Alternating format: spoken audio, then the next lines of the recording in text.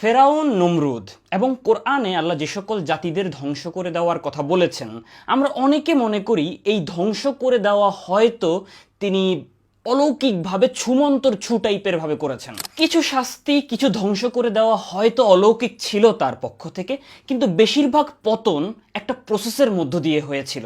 ওই প্রসেসটা ঠিক এই রকম কটকটে বাস্তব ছিল। ওই সময়ও একই সূর্য ছিল, একই আকাশ ছিল, একই চন্দ্র ছিল, একই বাতাসে মানুষ নিঃশ্বাস নিত। এখন অবশ্য একটু দূষিত বাতাস। মানুষের মনে এই রকম ভীতি ছিল, মানুষের মনে এই রকম আশা ছিল। আল্লাহ চাইলে এক বলায় ফেরাউনকে ধ্বংস করে দিতে পারতেন, কিন্তু না, তিনি একটা প্রসেসের মধ্য দিয়ে তিনি ফেরাউনেরও টেস্ট নিয়েছেন, মুসা আলাইহিসসালামেরও টেস্ট নিয়েছেন, বনি ইসরাইলদেরও টেস্ট নিয়েছেন। আল্লাহ মানব জাতির এক দলকে দিয়ে আরেক দলকে শায়েস্তা করান।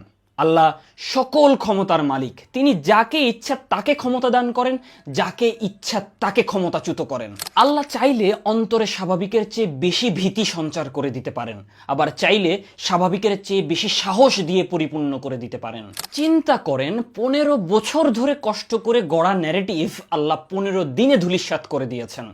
এটাকে স্বাভাবিক মনে করেন কিভাবে আপনারা? তারা আমাদের গডলেস করতে চেয়েছিল, কিন্তু মানুষের স্বাভাবিক প্রবৃত্তি হচ্ছে আল্লাহকে বিশ্বাস করা।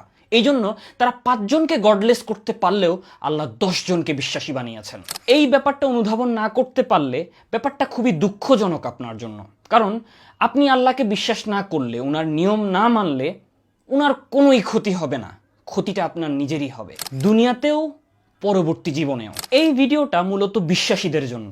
যারা আল্লাহকে বিশ্বাস করেন না, আপনারা একটু রিকনসিডার করতে পারেন।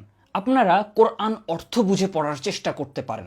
আপনার অন্তর পরিষ্কার থাকলে আল্লাহ হয়তো আপনার অন্তরের চোখ খুলে দিতে পারেন। যারা বিশ্বাসী তাদের জন্য কোরআন অর্থ বুঝে পড়া আরও আবশ্যক।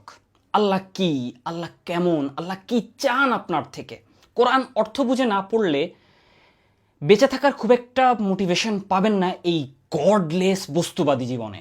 রিড, ইকরা, পড়ো।